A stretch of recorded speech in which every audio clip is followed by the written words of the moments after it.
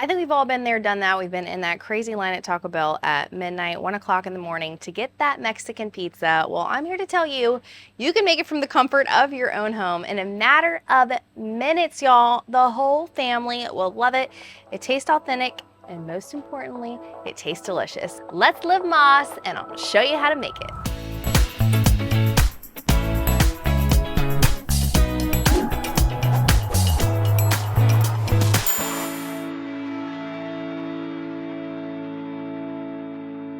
I've already went ahead and preheated my griddle here on high. I'm gonna add a little bit of oil down. Gonna maneuver this around a little bit. And then for my meat, I just bought 80/20 because let's be real, Taco Bell is not the greatest quality of meat. So 80/20 is gonna work great because it's gonna have that nice fat consistency. And then just pick your favorite seasonings. Once I get this meat all chopped up, just like that, then I'm going to add my onions. Probably have about a 1/4 cup. They don't really use that many onions. And then, like I said, any taco seasoning your little heart desires. I've used about pound, maybe 1.25 pounds, give or take, obviously, depending on how much you're making. Today, I'm probably making about, I would say, 3 Mexican pizzas. You can also make these larger, but I'm telling you, the smaller the tortilla, the better it is. Let's flip this, and we're gonna add some water once we toss this. Now what the water does is it's going to break down that taco seasoning, allow it to get nice and caramelized here, just like you would in a skillet if you were cooking this from inside your home on a skillet. Make sure all your beef is coated completely with that taco seasoning.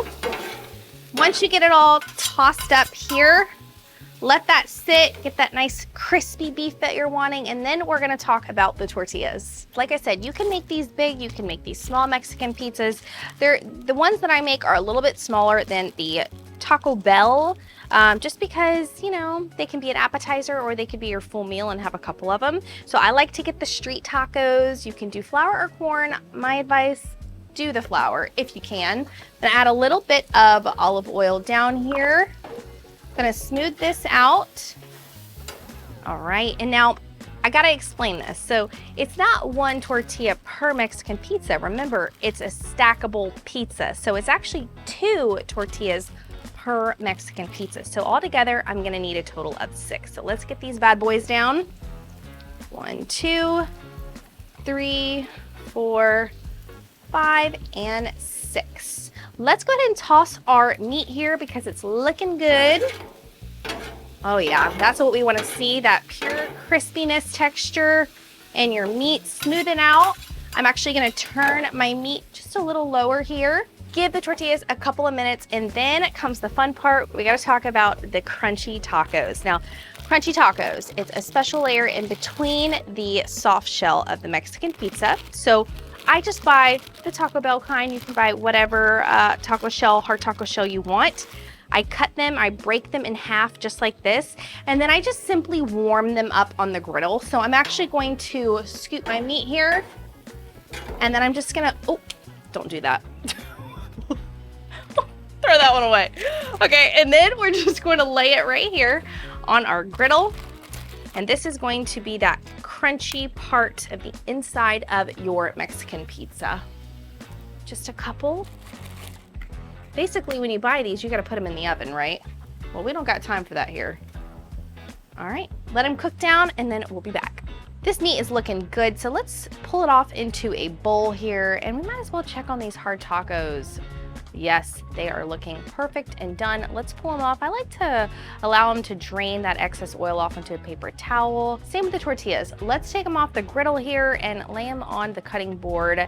I'm gonna pull 3 off to the side because we won't need these when we're starting to first start our build. Lay them out. First, we're gonna start with some refried beans. Smooth a good thin layer around the whole entire tortilla. Then from there, you're going to spoonful that meat on. After we get them loaded up with all that crispy beef, then we're gonna move on over to the hard tacos. I love doing this because it's kind of like a little puzzle. So remember, we broke those in half, just lay them to where they fit right on the tortilla. After that, you're gonna put that other soft tortilla down, and then comes the taco sauce. Whatever taco sauce you want. actually had Taco Bell taco sauce, so I'm gonna use that. Then I'm going to put a bunch of cheese on top of this Mexican pizza. We're gonna take it back to the griddle. Now, here comes the part where you want that cheese nice and melted. Just keep your griddle on low, add a little bit of water to create that steam, close your lid, or if you don't have a lid, just dome it for, I would say, 1 minute or so, just until the cheese is nice and melted. These are looking good. We're gonna pull them off, and here comes the fun part with the rest of the toppings. That's when your, imagination can put whatever you want on here. But for me, I'm gonna try to keep it OG as I can. I'm gonna add a little bit of lettuce, some tomato, placement is key here, a little bit of black olives, and last but certainly not least, those green onions. Y'all, this looks absolutely fabulous. This guy's looking good. I want you to hear that crunch. Oh yeah, it's all about the crunch, y'all. All right, so let me show you the inside here. Look at all those layers to that Mexican pizza, but trust me, this is way better than that drive-through Mexican pizza because we know what kind of meat is in this Mexican pizza. Okay, I'm going in.